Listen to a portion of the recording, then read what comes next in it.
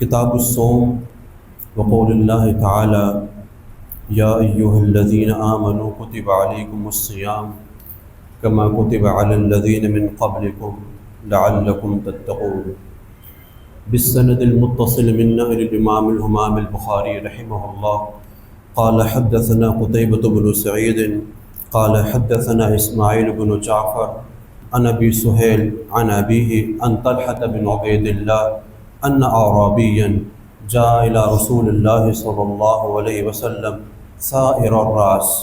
فقال یا رسول اللہ اخبرنی ماذا فرض اللہ علی من الصلاة فقال الصلوات الخمس الا ان تطوع شيئا فقال اخبرني ماذا فرض الله علي من الصيام فقال شهر رمضان الا ان تطوع شيئا فقال اخبرني ماذا فرض الله علي من الزكاة قال فاخبره رسول الله صلى الله عليه وسلم بشرائع الاسلام فقال والذي اكرمك بالحق لا اتطوع شيئا ولا انقص مما فرض الله علي شيئا فقال رسول الله صلى الله عليه وسلم افلح ان صدق او دخل الجنة ان صدق۔ معزز سامعین، واجب الاحترام بھائیوں دوستوں، رمضان مبارک کا مہینہ ہے۔ اللہ تبارک و تعالیٰ کی رحمتیں، عنایتیں، برکتیں صبح شام برس رہی ہیں۔ کہا جاتا ہے کہ رمضان کا جو مہینہ ہے پورے سال کا دل ہے۔ دل ٹھیک ہوتا ہے تو انسان کا وجود ٹھیک ہوتا ہے، دل بیمار ہوتا ہے تو وجود بھی ٹھیک نہیں رہتا۔ اسی لیے کہا جاتا ہے من سلم لہ رمضان سلم لہ سائر سنہ۔ کہا جاتا ہے کہ جس آدمی کا رمضان کا مہینہ صحیح گزرا، صحیح گزرنے کا مطلب کیا ہے؟ اللہ تعالیٰ کو اس سے راضی کیا، احکامات کی پابندی کی، ایک مسلمان ہونے کے ناطے جو اس پہ ذمہ داریاں عائد ہوتی ہیں، جس کا تعلق حقوق اللہ کے ساتھ ہے، حقوق العباد کے ساتھ ہے، وہ ذمہ داری پوری کی اور اپنے آپ کو گناہوں سے بچایا، بچنے کا اہتمام کیا۔ کم از کم اتنا اہتمام کیا کہ جب میں روزے کی حالت میں ہوں تو کم از کم میں گناہ نہ کروں۔ ٹھیک ہے، ایک انسان رمضان میں گناہ سے دور رہے، لیکن آہستہ آہستہ، رفتہ رفتہ، دھیرے دھیرے انسان یہ کوشش کرے، پریکٹس کرے کہ کم از کم میرا جب روزہ ہے، روزے کی حالت میں گناہ نہ کروں کم از کم۔ تو پھر ایسے آہستہ آہستہ ترقی ہوتی ہے اور پھر انسان اس کا پابند ہو جاتا ہے کہ وہ اپنے آپ کو گناہوں سے بچائے۔ تو جس کا رمضان صحیح گزرا، اعمال کے اعتبار سے، اپنے آپ کو گناہوں کے دوری کے اعتبار سے اور ترتیب کے اعتبار سے، کہ اس سے اپنی زندگی کی کوئی ترتیب بنا لی۔ ایک یہ کہ کاروبار کی ترتیب ہے، کام کاج کی ترتیب ہے، ایک روحانی اعمال کی ترتیب میری بنے، جو میں پچھلے 10 سالوں سے سوچ رہا ہوں کہ میری زندگی میں تلاوت کا تمام نہیں ہے، ذکر اذکار نہیں ہے، درود پاک کے بڑے فضائل ہیں، میرے اندر کمی کوتاہی پائی جا رہی ہے۔ تو اعمال میں جو کمیاں پائی جا رہی ہیں ان کو دور کیا جائے، فرائض کا اہتمام ہو اور وہ بھی تکبیر اولیٰ کے ساتھ۔ اچھا، مسنون نوافل کا اہتمام ہونا چاہیے، اشراق ہے، چاش ہے، اوابین ہے، تہجد ہے، اور نوافل کا ثواب جو ہے وہ فرض کے مقابلے میں قبول ہوتا ہے، اور کہا جاتا ہے کہ نفل اور فرض کا وہ آپس میں تناسب ہے جو قطر و سمندر کا تناسب ہے۔ تو جس کا رمضان کا مہینہ صحیح سالم گزرا۔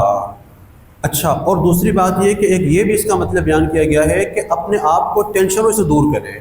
جو چیزیں آپ کی عبادت میں مخل ہو رہی ہیں، جو آپ کی ترتیب کو خراب کر رہی ہیں، ان کو دور کریں۔ وہ معاملات رمضان کے بعد رکھیں۔ اہم میٹنگ ہے، کاروبار شروع کرنا ہے، اور آپ کو پتہ ہے کہ اس کی وجہ سے آپ کا جو نظم الاوقات ہے، نظم و ضبط ہے، اس میں پریشانی آئے گی، ترتیب آپ کی آؤٹ ہو جائے گی، تو اس کو آپ رمضان کے بعد رکھیں۔ کیونکہ رمضان کا مہینہ اگر تشویش میں گزرا، پریشانی میں گزرا، 11 مہینے بھی تشویش میں گزریں گے، پریشانی میں گزریں گے۔ من سلم لہ رمضان، جس کا رمضان کا مہینہ صحیح سالم گزرا، سلم لہ سائر سنہ، تو اس کا پورا سال صحیح سالم گزرے گا۔ مکتوبات مجددیہ میں حضرت شیخ احمد سرہندی، حضرت مجدد الفیسانی رحمۃ اللہ علیہ، بڑے اللہ والے گزرے ہیں، آپ فرماتے ہیں کہ رمضان کی ایک ساعت میں، ایک گھڑی میں اللہ تعالیٰ کی جو برکتیں، رحمتیں، عنایتیں نازل ہوتی ہیں، اگر 11 مہینوں کو جمع کیا جائے، پورے سال کو جمع کیا جائے، پورے سال کی رحمتیں، برکتیں ایک طرف، رمضان کی ایک گھڑی میں جو برکت اترتی ہے اس کا مقابلہ وہ برکتیں نہیں کر سکتی۔ بخشش کا مہینہ، کہا جاتا ہے اللہ نے جس امت کو معاف کرنے کا ارادہ کیا ہے اس کو رمضان عطا فرما دیا، اور رمضان کا دوبارہ ہمیں موقع دے دیا۔ بہت بڑی سعادت ہے۔ صحابہ کرام کے بارے میں آتا ہے کہ وہ ایک عرصے تک، کچھ مہینوں تک رمضان کا استقبال کیا کرتے تھے کہ کب رمضان کا مہینہ آئے گا۔ شعبان کے مہینے میں ان کے آپس میں مشورے ہوتے تھے کہ رمضان کا مہینہ آنے والا ہے، ترتیب کیا بنائیں گے؟ اچھا جی میں نے اتنی تلاوت کرنی ہے، جی میں نے اعتکاف کرنا ہے، میں نے یہ معمولات کرنے ہیں۔ تو رمضان آنے سے پہلے آپس میں مشورہ رمضان کی ترتیب کے حوالے سے، اور پھر رمضان کے بعد 5 مہینے تک استغفار کہ یا اللہ اس کا جو حق تھا ہم ادا نہیں کر سکے۔ ہمارے سامنے صحیح بخاری ہے، اور آج ہم کتاب الصوم پڑھ رہے ہیں کہ پیارے آقا صلی اللہ علیہ وسلم نے اپنی مبارک زبان سے ہم جیسے ناقص اور کمزور لوگوں کو روزے کے حوالے سے کیا تلقین فرمائی ہے، ان کو آج ہم یہاں پڑھیں گے۔ امام بخاری رحمہ اللہ نے قرآن کریم کی آیت کو کوٹ کیا جس میں روزے کی فرضیت کا ذکر ہے، سورہ بقرہ ہے، آیت نمبر 183 ہے۔ اللہ فرماتے ہیں یا ایھا الذین آمنو، خاص خطاب ہے اہل ایمان سے، اے ایمان والو، کتب علیکم الصیام، تم پہ روزوں کو فرض کیا گیا ہے، تم پہ روزے فرض ہو گئے ہیں، کما کتب علی الذین من قبلکم۔ اب جب یہ آیت کا ٹکڑا آیا کہ تم پہ روزے فرض کیے گئے ہیں، تو ہو سکتا ہے کہ ایک انسان سوچے صبح صادق سے لے کر غروب آفتاب تک میں کھاؤں گا نہیں، پیوں گا نہیں، اپنی خواہشات کو روکوں گا، کہیں بیمار نہ ہو جاؤں، کہیں میری موت نہ واقع ہو جائے۔ یہ ساری باتیں مفسرین نے لکھی ہے۔ تو اللہ تعالیٰ نے تسلی دی، فرمایا کہ تم پہلے کوئی امت نہیں ہو کہ جن پہ روزے فرض کیے گئے ہیں، تم سے پہلے کما کتب علی الذین من قبلکم، تم سے پہلے بھی امتیں آئی تھیں، امم سابقہ بھی تھی، ان پہ بھی روزے فرض تھے، انہوں نے بھی صبح صادق سے لے کر غروب شمس تک جو ہے یہ روزے رکھے، بیمار نہیں ہوئے، وہ مرے نہیں، ان کو فائدہ ہوا، تو انشاءاللہ آپ کو بھی فائدہ ہوگا۔ اور بڑا فائدہ کیا ہے؟ لعلکم تتقون، تاکہ تم متقی بن جاؤ۔ اور جب انسان متقی بنے گا، لعلکم تتقون النار، تاکہ تم اپنے آپ کو جہنم سے بچا سکو، تاکہ شریعت کے جو احکام ہیں جو آپ کی طبیعت پہ بھاری ہو رہے ہیں 11 مہینوں میں، شیطان اور نفس کی وجہ سے ہے، شیطان کو اللہ تعالیٰ نے پابند سلاسل کر دیا، باقی نفس رہا، آپ کا نفس جو برائی کا عادی بن گیا ہے، مشق کرتے رہے، ایکسرسائز کرتے رہے، اپنے آپ کو گناہوں سے بچائے، اتنا بچائیں کم از کم روزے کی حالت میں گناہ نہیں ہونا چاہیے، تو انسان نیکی کا عادی بن جائے گا۔ آدم علیہ السلام پہ ایام 20 کے روزے فرض تھے، اور نوح علیہ السلام کے بارے میں آتا ہے کہ آپ پہ روزانہ روزہ فرض تھا، آپ روزانہ روزہ رکھا کرتے تھے، اور بعض امتوں پہ 10 محرم کا روزہ فرض تھا، اور رمضان کی فرضیت سے پہلے آپ صلی اللہ علیہ وسلم نے امت پر 10 محرم کا روزہ فرض قرار دیا تھا۔ اس کے بعد جب 2 ہجری میں رمضان کی فرضیت ہوئی تو اللہ کے نبی نے فرمایا کہ اب جو چاہے 10 محرم کا روزہ رکھے تو اچھی بات ہے، اور جو چاہے نہ رکھے کوئی حرج کی بات نہیں، گناہ کی بات نہیں، لیکن اب بھی وہ روزہ رکھنا سنت ہے۔ یہاں پہ ایک روایت نقل کی گئی ہے کہ طلحہ بن عبید اللہ ایک صحابی ہے جن کا شمار 10 مبشرہ میں ہوتا ہے، وہ فرماتے ہیں کہ ایک دیہاتی صحابی اللہ کے نبی کے پاس آئے ہیں۔ ہم اگر احادیث کا مطالعہ کریں گے تو ہمیں خاص باتیں ملیں گی۔ اگر آپ قرآن و سنت کو سمجھ کے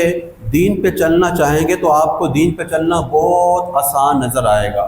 لیکن اگر قرآن و سنت سے ہٹ کے کسی اور طریقے سے چلنا چاہیں گے تو آپ پریشان ہو جائیں گے اور آپ کو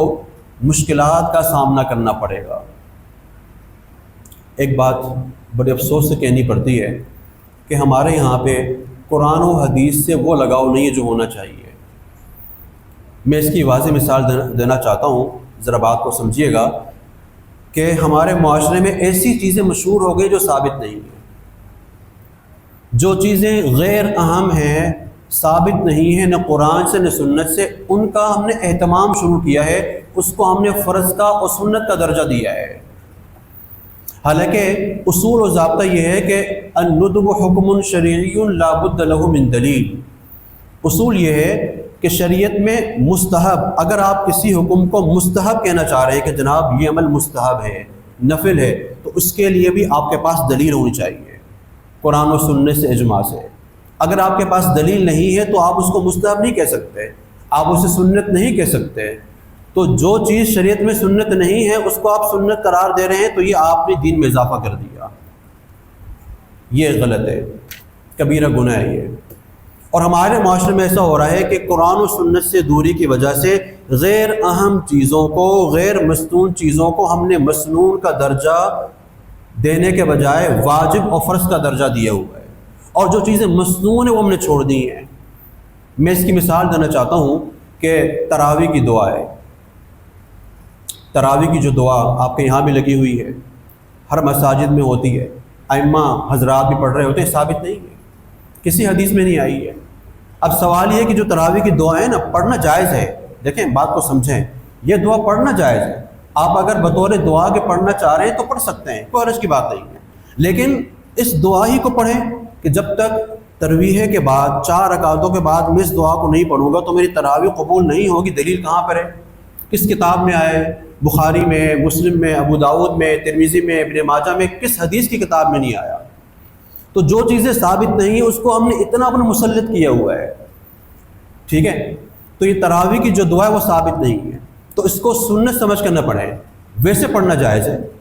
لیکن جب آپ یہ کہیں گے کہ تراویح کی دعا یہ پڑھنا سنت ہے، تو آپ کی پابندی ہے،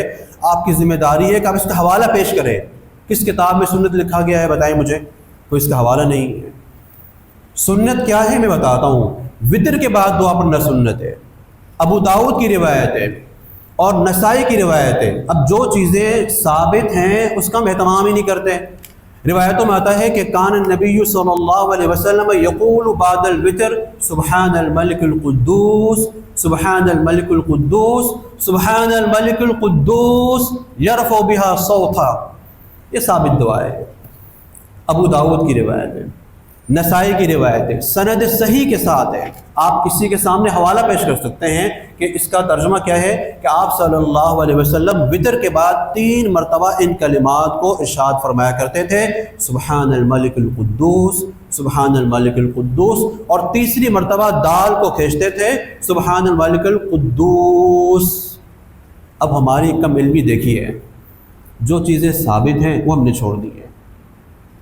جس پہ آپ کسی کو چیلنج کر سکتے ہیں، جی میں یہ دعا پڑھتا ہوں اور یہ ثابت ہے، اور جس چیز کا ہمارے پاس حوالہ نہیں ہے اس پہ ہم اتنے ڈٹے ہوئے ہیں کہ ہم اس کے خلاف سننا برداشت نہیں کرتے، اور جب یہ چیزیں معاشرے میں عام ہو جائیں گی تو برکتیں اٹھ جائیں گی۔ کیوں کہ ہم نے نظریہ بنا کے یہ رکھا ہے کہ میں نے اس دین کو سننا ہے جو میں چاہتا ہوں، جو میرے آباء و اجداد سے چلا آ رہا ہے، جو ہمارے معاشرے میں لوگ کر رہے ہیں، جیسا بھی ہے میں اس دین کو سننا چاہتا ہوں۔ اب اس کا ایک ہی طریقہ کار ہے، یا تو آپ کے جتنے معاشرے کے لوگ ہیں وہ وقت کے بڑے بڑے مفسرین محدثین ہیں، اور ماشاءاللہ یہ علماء اور بڑے بڑے محدثین کا خاندان ہے، پھر تو آپ کہہ سکتے ہیں، لیکن گھر گھر میں دین نہیں ہے، قرآن سے دوری ہے، قرآن کا ترجمہ نہیں آتا، احادیث کے بارے میں پتہ نہیں ہوتا، بخاری کی روایتیں ہمارے سامنے نہیں ہیں۔ آپ کی اس مسجد میں جو بخاری کا درس دیا جا رہا ہے وہ فقط اللہ تعالیٰ جانتے ہیں، صرف اسی محبت سے، اسی ذوق و شوق سے دیا جا رہا ہے کہ ان دروس کو عام کیا جائے تاکہ آپ صلی اللہ علیہ وسلم کے صحیح ارشادات ہمارے سامنے آئے۔ حدیث کا معاملہ بڑا سنگین ہے، ایسا تھوڑی ہے کہ آپ اردو کی کتاب پڑھ لیں کہ حدیث میں آیا ہے، کل کو کوئی بندہ بھی اٹھے گا رائٹر بننے کی کوشش کرے گا اور جی حدیث میں آیا ہے تو حدیث ہو جائے گی، نہیں، حدیث کے حوالے کی ضرورت ہے، اور ایسی حدیث بیان کرنا جو ثابت ہی نہیں ہو کبیرہ گناہ ہے۔ اللہ کے نبی نے فرمایا ہے کہ من کذب علی متعمدا فلیتبوأ مقعدہ من النار، کہ جو انسان میرے پر جھوٹی روایتوں کو گھڑتا ہے جان بوجھ کے، جو باتیں میں نے نہ کہی ہو، تو ایسے آدمی کی ٹھکانہ جہنم ہے، کبیرہ گناہ ہے۔ حدیث کو بیان کرنے سے پہلے احتیاط کریں۔ آپ جو اعمال کر رہے ہیں وہ وقت کے علماء کرام پہ، اہل افتاء پہ، بڑے بڑے جو اکابرین موجود ہیں الحمدللہ، ان کے سامنے پیش کریں کہ میرے معمولات میں یہ چیزیں ہیں۔ اگر مجربات مشائخ کے ذریعے ہیں تو آپ کریں، لیکن اس کو سنت نہ سمجھیں۔ آپ اگر تراویح کی دعا پڑھنا چاہ رہے ہیں تو جائز ہے، یہ کہ یہ کہا جائے کہ اس کے بغیر تراویح قبول نہیں ہوگی، جی یہ پڑھنا سنت ہے، یہ سنت نہیں ہے۔ سنت جو دعا تھی وطر کی وہ میں نے آپ کو بتا دی۔ تو میں عرض یہ کر رہا تھا کہ جب ہم احادیث کا مطالعہ کرتے ہیں تو قرآن و حدیث کے حوالے سے آپ جو دین سیکھیں گے درمیانہ دین ہوگا، آپ پریشان نہیں ہوں گے۔ تو یہاں پہ ایک دیہاتی صحابی اللہ کے نبی کے پاس آئے، جاء الی رسول اللہ صلی اللہ علیہ وسلم سائر الراس، بال بکھرے ہوئے تھے، دور دراز سے آئے تھے، کپڑے میلے کچیلے ہو چکے تھے، گرد و غبار بہت تھا۔ کہنے لگے اخبرنی ماذا فرض اللہ علیہ من الصلاۃ، یا رسول اللہ میں نے سنا کہ کچھ احکام فرض کیے گئے ہیں، تو ذرا بتائیے کہ کون کون سے احکام فرض ہیں۔ تو آپ صلی اللہ علیہ وسلم نے موٹی موٹی باتیں ارشاد فرمایا کہ فقال الصلوات الخمس، دیکھو بھائی 5 وقت کی نماز فرض ہے، اس کا اہتمام کرو، الا ان تطوع شیئا، مگر یہ کہ تم کوئی نفل کا اہتمام کر لو تو یہ بھی جائز ہے۔ نفل پڑھنا کوئی فرض و واجب نہیں ہے، پڑھیں گے تو ثواب ہے اور پڑھنا چاہیے۔ پھر کہنے لگے فقال اخبرنی ماذا فرض اللہ علیہ من الصیام، یا رسول اللہ روزوں میں کیا فرض ہے؟ تو فرمایا فقال الشہر رمضان، رمضان کے روزے فرض ہیں، پورا مہینہ روزے رکھنے ہیں، الا ان تطوع شیئا، مگر ایک نفلی روزے کا اہتمام کریں تو اچھی بات ہے۔ فقال اخبرنی ماذا فرض اللہ علیہ من الزکاۃ، یا رسول اللہ زکوٰۃ میں کیا فرض ہے؟ قال فاخبره رسول اللہ صلی اللہ علیہ وسلم بشرائع الاسلام، تو آپ علیہ الصلوۃ والسلام نے زکوٰۃ کے بھی احکام بتائے اور اسلام کے موٹے موٹے احکام بتائے جو بہت ضروری ہے، نجات کے لیے کافی ہیں۔ فقال والذی اکرمک بالحق، جب اس دیہاتی صحابی نے یہ گفتگو سنی کہنے لگے کہ یا رسول اللہ قسم اس ذات کی جس اللہ نے آپ کو عزت سے یہاں بھیجا ہے، میں ان اعمال میں کمی کوتاہی نہیں کروں گا۔ جب وہ چلے گئے تو اللہ کے نبی نے بہت پیاری بات ارشاد فرمائی، آپ نے فرمایا افلح ان صدق، یہ بندہ کامیاب ہو گیا، افلح یہ بندہ کامیاب ہوگا اگر یہ اپنی بات میں پکا ہے، سچا ہے۔ اسلام کے جو حکام ہیں اس کا اہتمام کیا جائے تو بخشش انسان کی کیا ہے، یقینی ہے۔ اگلی روایت ہے وبه قال حدثنا مسدد قال حدثنا اسماعیل عن ایوب عن نافع عن ابن عمر قال صام النبی صلی اللہ علیہ وسلم یوم عاشوراء، آپ صلی اللہ علیہ وسلم نے رمضان سے پہلے 10 محرم کا روزہ رکھا، اور وہ روزہ رکھنا اس وقت فرض تھا۔ وَأَمَرَ بِصِيَامِهِ، اور آپ نے صحابہ کرام کو بھی حکم دیا کہ 10 محرم کا روزہ رکھا کرو۔ فَلَمَّا فُرِضَ رمضان، جب رمضان کو فرض قرار دیا گیا تو 10 محرم کے روزے کو چھوڑ دیا گیا تھا کہ جس کا جی چاہے وہ روزہ رکھے، اور جو مصروف ہے، بیمار ہے، کوئی وجہ ہے یا نہ رکھنے کا جی چاہ رہا ہے تو نہ رکھے، کوئی حرج کی بات نہیں ہے۔ وَكَانَ عبداللہ، اس روایت کے بعد عبداللہ بن عمر صحابی تھے، تو عبداللہ بن عمر کا معمول یہ تھا کہ وہ 10 محرم کا روزہ نہیں رکھا کرتے تھے، اور جان بوجھ کے نہیں رکھتے تھے۔ کیوں کہ اسلام کے جو احکام جس درجے میں ہیں، جس لیول میں ہیں، ان کو وہی درجہ دیں۔ پہلا درجہ فرض کا، واجب کا، سنت مؤکدہ کا، سنت غیر مؤکدہ کا، پھر نفل کا، پھر مستحب کا ہوتا ہے۔ لیکن اگر آپ مستحب کام کو درجہ فرض والا دیں، اور درجہ فرض والا دینے کا مطلب یہ ہے کہ جو مستحب کام نہ کرے آپ اس پہ نکیر کریں، اعتراض کریں، جب آپ 10 محرم کا روزہ نہیں رکھتے، کسی کو شرمندہ کر رہے ہیں، تو اسلام میں شرمندہ نہیں کرنا ہوتا۔ عبداللہ بن عمر کے بارے میں آتا ہے کہ جب 10 محرم کا روزہ فرض تھا اور پھر اس کی فرضیت کو منسوخ کر دیا گیا تو کچھ لوگوں نے اس میں غلو کیا، کچھ تابعین نے اتنا غلو کا اہتمام کیا اور انہوں نے یہ کہنا شروع کیا کہ رمضان کے بعد جو بندہ محرم کا 10 محرم کا روزہ نہیں رکھے گا اس کے رمضان کے روزے قبول نہیں ہوں گے، اور انہوں نے ان کو فرضیت کا درجہ دے دیا۔ عبداللہ بن عمر نے کہا کہ میں نے اس فرضیت کو عملاً ختم کرنا ہے، میں روزہ نہیں رکھوں گا 10 محرم کا۔ تو جب آپ نے یہ ایک قدم اٹھایا، جرت کی، تو پھر وہ فرضیت والا جو لیول تھا ذہنوں میں بیٹھا ہوا تھا وہ نیچے آ گیا۔ تو کسی چیز کو ختم کرنے کے لیے کچھ نہ کچھ جرت کرنی پڑتی ہے۔ ہم جرت نہیں کرتے، ہم گھبراتے ہیں، ہم چاہتے کہ نہیں، جس طریقے سے ایک دین چل رہا ہے، لوگ چل رہے ہیں، سن رہے ہیں، میں بھی اس طریقے سے اس سیلاب کا شکار رہوں، تو پھر انقلاب نہیں آتا۔ وکان عبداللہ لا یصومہ، عبداللہ بن عمر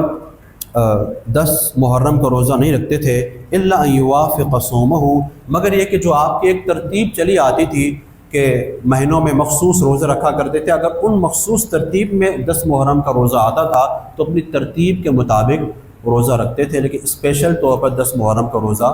نہیں رکھتے تھے۔ وبه قال حدثنا قتيبة بن سعيد قال حدثنا الليث عن يزيد بن أبي حبيب أن عراك بن مالك حدثه أن عروة أخبره عن عائشة رضي الله تعالى عنها أن قريشا كانت تصوم يوم عاشوراء في الجاهلية۔ بی بی عائشہ فرماتی ہیں کہ قریش 10 محرم کا روزہ رکھا کرتے تھے، ثم امر رسول اللہ صلی اللہ علیہ وسلم بصیامہ، اور پھر آپ صلی اللہ علیہ وسلم نے بھی مدینہ طیبہ میں آ کے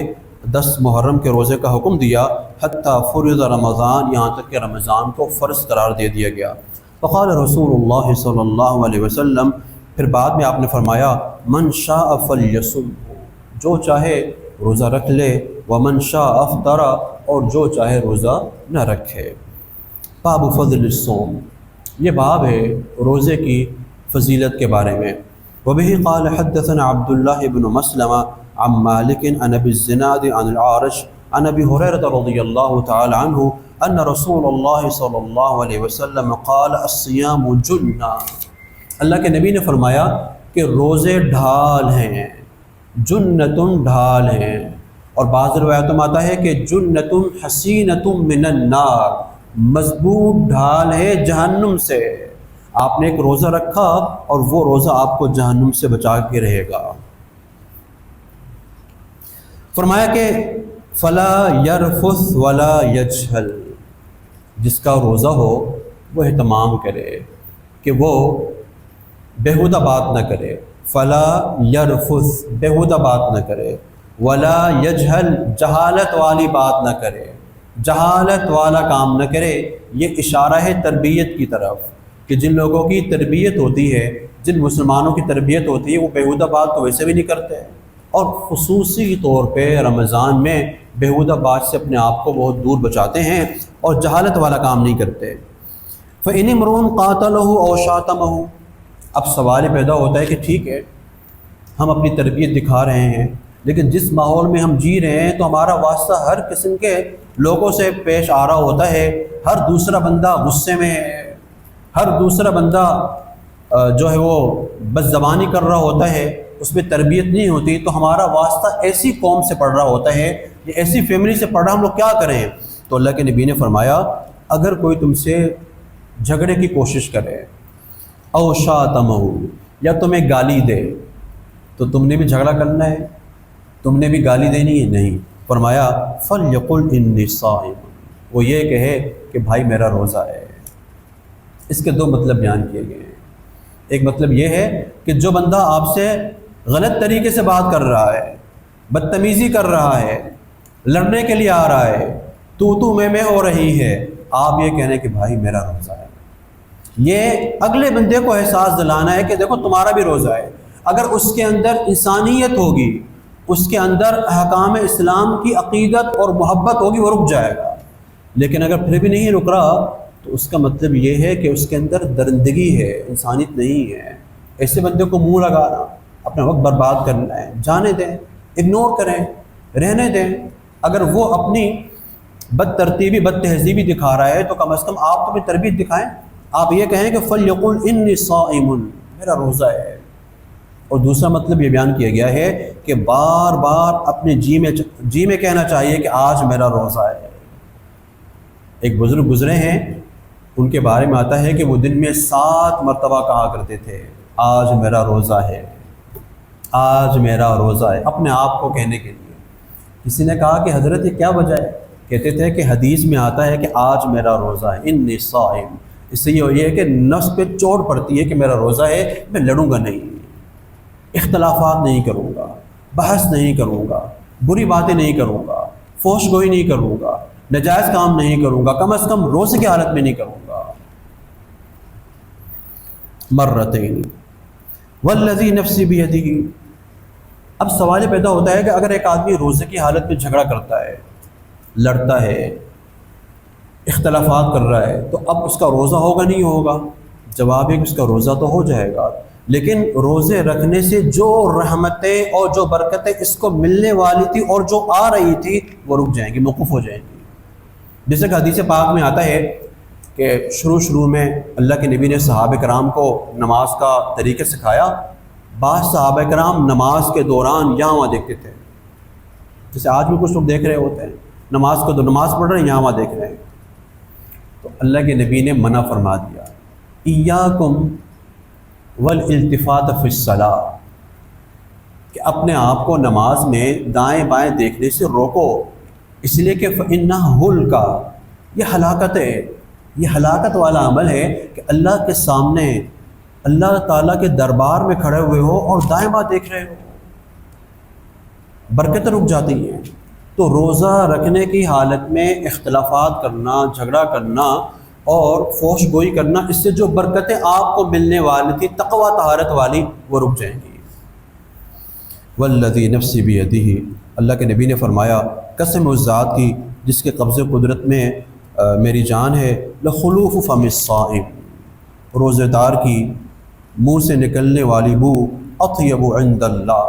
اللہ تعالیٰ کے یہاں بڑی پاکیزہ ہے، من ریح المسک، مشک کے مقابلے میں۔ آتا ہے کہ قیامت کے دن روزے دار کی اس بو کو بھی تولا جائے گا اور وہ اللہ تعالیٰ کے ہاں مشک کے مقابلے میں ہوگی۔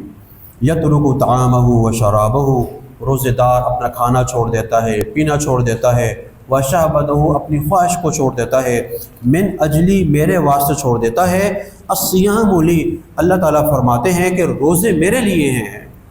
وَأَنَا أَجْزِي بِهِ، میں ہی اس کا بدلہ دوں گا۔ سوال ہی پیدا ہوتا ہے، نماز بھی تو اللہ تعالیٰ کے لیے، زکوٰۃ بھی اللہ کے لیے، جتنے بھی شریعت کے اعمال ہیں سارے اللہ تعالیٰ کے لیے ہوتے ہیں، تو اس کا جواب یہ ہے کہ اور اعمال میں انسان عمل کر رہا ہوتا ہے، نماز پڑھ رہا ہوتا ہے، دوسرے کو دکھائی دے رہا ہوتا ہے، زکوٰۃ دے رہا ہوتا ہے، دوسرے کو دکھائی دے رہا ہوتا ہے، حج عمرہ کر رہا ہوتا ہے، دوسرے کو دکھائی دے رہا ہوتا ہے، لیکن روزے کا تعلق نیت کے ساتھ ہے۔ ایک انسان کہہ رہا ہے کہ آج میرا روزہ ہے، آپ کو مجھے ماننا پڑے گا کہ اس کا روزہ ہے، اس کا فقط اللہ سے تعلق ہے، تو اللہ تعالیٰ فرماتے ہیں کہ روزہ میرے لیے ہے، میں ہی اس کا بدلہ دوں گا، والحسنۃ بعشر امثالھا، اور ایک نیکی کا ثواب 10 کے برابر ہے، اور بعض روایتوں میں آتا ہے کہ اللہ تعالیٰ بڑھا چڑھا کے عطا فرمائیں گے۔ اللہ تعالیٰ سے دعا ہے کہ اللہ رب العزت ہمیں رمضان کے تقدس کا خیال کرنے کی توفیق عطا فرمائے، اعمال کا اہتمام کرنے کی توفیق عطا فرمائے، اور ظاہری باطنی جو اللہ تعالیٰ نے برکتیں رمضان مبارک میں رکھی ہیں وہ ساری کیفیات ہمیں نصیب فرمائے۔ انہی پہ اکتفا کرتے ہیں۔ وآخر دعوانا ان الحمد للہ رب العالمین۔